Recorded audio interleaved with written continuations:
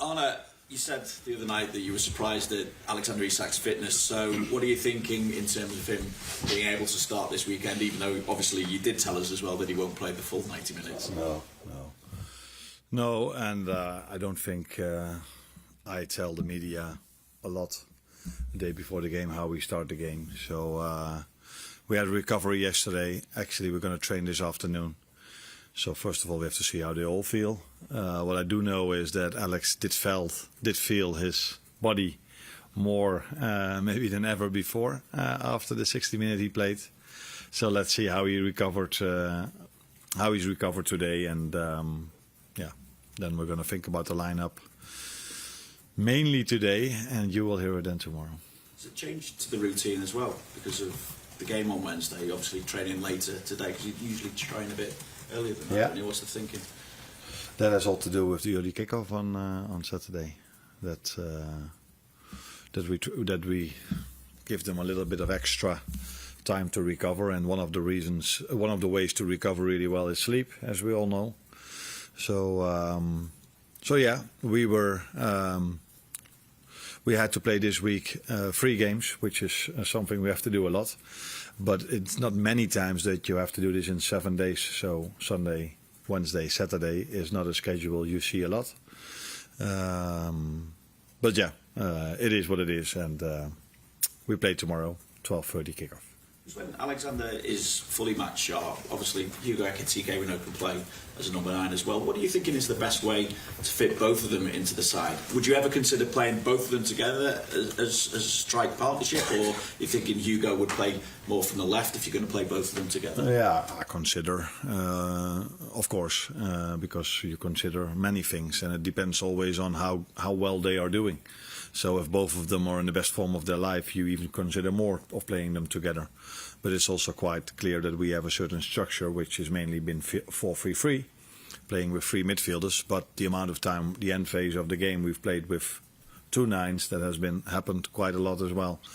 Hugo can indeed also play from the left, different than Cody or Rio do this. So yeah, we have, and that's the good thing about our squad, we have multiple options. But first of all, they all have to still fit for me to have these options, and if some of them are not fit, we might have to use them both in a 4-4-2, or that all depends on the form of them and how many players we have available. Because I think all of them are fit now, and I think I can choose between 21 players. So that's quite normal, isn't it? It's not that it's far too much. And the Merseyside derby, how do you see the City rivalry with Everton? How do you compare as well the current Everton with the Everton that you faced last season? No, when we faced them last season, they had a very good spell as well, and it wasn't a spell because they just kept on going with that. And into this season again, also, I think they made some good signings. One of them is, of course, a player on loan that was worth 100 million in the past, not maybe still, but someone paid 100 million for him, and he's doing so well for them, Jack Grealish. So good team.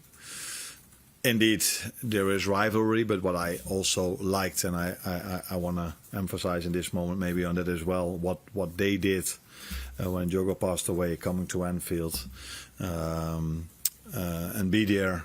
I think was the captain, and a few, and of course they showed their respect on sports director to sports director and all these kind of things. So.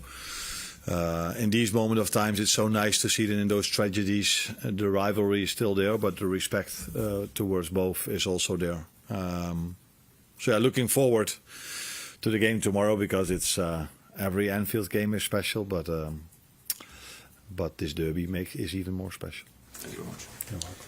I know, obviously, the rivalry and respect is always there between these two teams, but I just wonder how you felt being part of this fixture last season, and how it differed maybe to other atmospheres and other rivalries that you felt before in your career.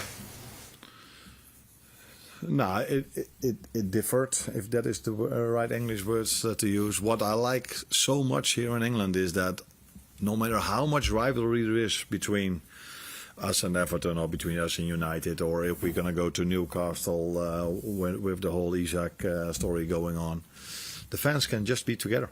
So when we arrived at Newcastle, I saw 10 Liverpool shirts, and I saw many Newcastle shirts, by the way, but the 10 Liverpool shirts could just stand in between the Newcastle fans. That is impossible in Holland. So that is something really special what you have over here now, and I hope you can keep this for many years to come. So yes, there's rivalry. Yes, both fans are so passionate for their own teams, but they respect each other as well. And that, for me, is the main difference, because if Ajax plays against Feyenoord, away fans are not allowed anymore. So that tells you how terrible that situation is. So yes, and it makes it so much nicer if both fans are there. And that's what's going to happen tomorrow, and I hope that this is going to continue for as long as football is played here in England. Obviously, last season it was all first. It was the first Merseyside derby. It was the first Merseyside derby at Anfield for you. This time around, it's slightly different. So, have you had a chance to sort of feel the build-up in the city to see how people react to this game? Is it a bit different in that way? Honest answer is no. I haven't seen this because we had to play Wednesday evening, and that was quite an important game for us as well, and a special game.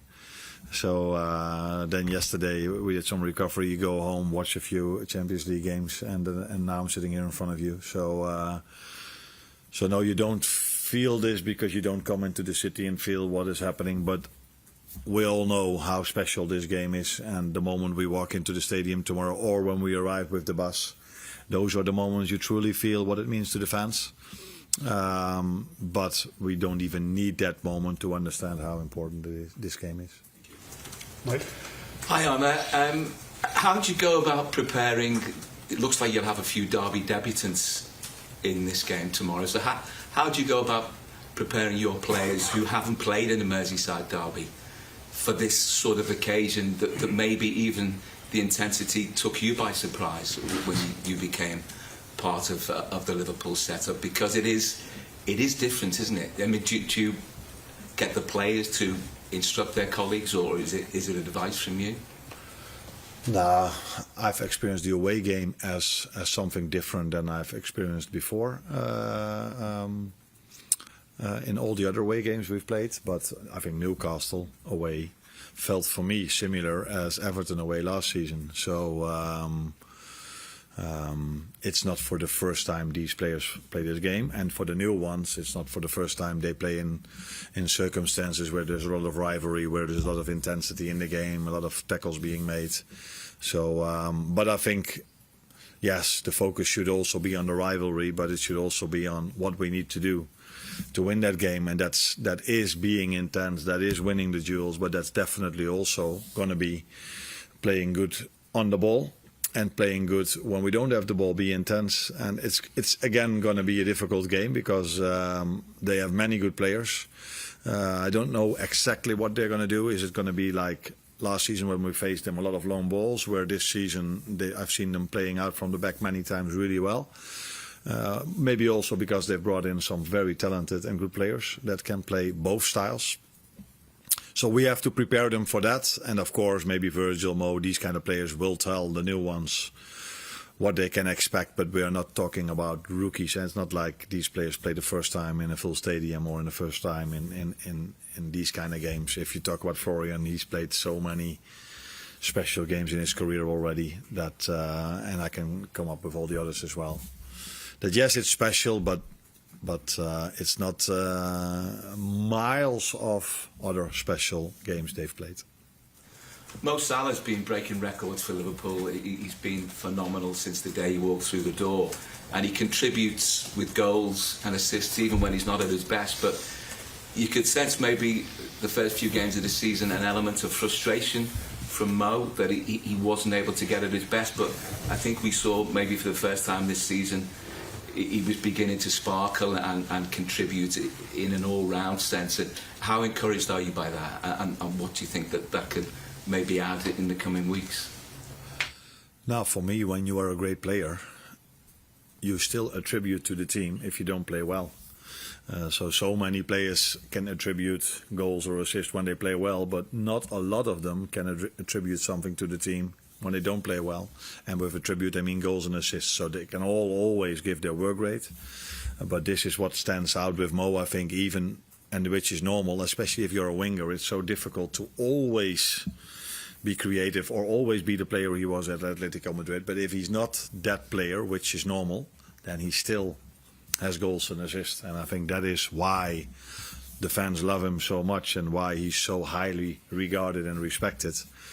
Because a lot of players can play good when the team plays good or when they play good themselves, but not a lot can do special things when they are not at their best.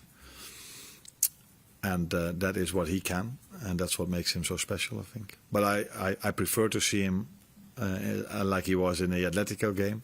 He was very much involved. That was also very positive. So the Newcastle game, there was hardly ball in play, so it's difficult for every player to be special. But now we played so many balls to him. He was so much involved, touched the ball so many times. Florian find him so many times. So it was... that was a joy to watch, to see him like that. But if we don't see him like that, he's still able to score goals, and that's what makes him special, I think. Thank you. Carl? Arne, hi. The two themes of the season have been scoring late goals and conceding 2-0 leads from 2-0 up. I'm just wondering, on that respect, the sort of conceding the goals, have you seen any similarities between each of those occasions, or are they all individually different in terms of, you know, getting in a position where you're so strong and then letting it slip? Yeah. Nah. We've only played 5 games, so then it's difficult to see something for the long term in it. So yes, we've twice we gave away a 2-0 lead. Completely different when you see the goals. Against Bournemouth, we were too open maybe. We missed Ryan in that position in the midfield, so they could just go all the way to our goal and score 2 counter-attacking goals. I don't think Atletico scored 2 counter goals, 2 goals from transition. So you cannot compare that, but it's it's not ideal that if you have a 2-0 lead twice, we gave it away. So this is something we definitely have to improve. As many other things we have to improve.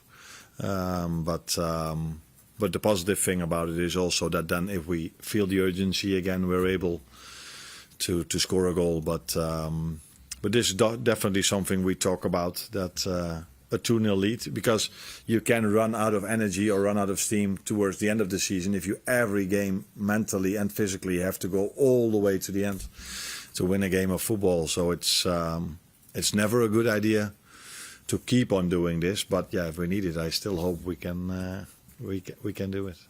Do you think that when you get to, when it gets 2-0 up, there's almost an element of trying to maybe protect themselves or just manage the situation rather than, I mean, obviously you want to go on and score more goals, but at 2-0, is there a risk that think that it's done?